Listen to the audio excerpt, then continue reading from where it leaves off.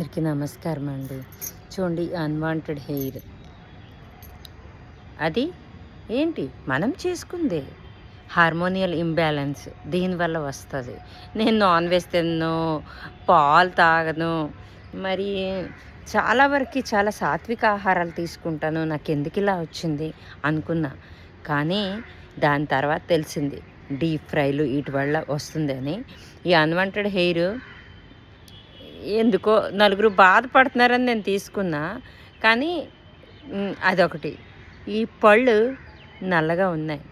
అయితే ఇది కొంచెం ఇబ్బందికరమైన పరిస్థితి.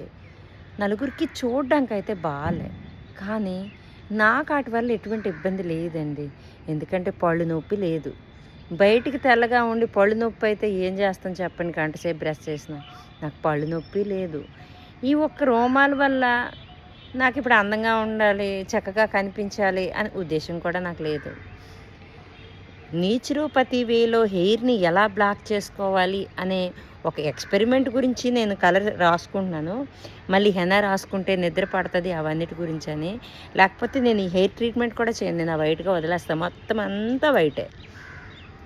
కొంతమంది మనకు నచ్చిన వాళ్ళు బాధపడుతున్నారు కాబట్టి ఇవన్నీ మెయింటైన్ చేయడానికి తప్పదు.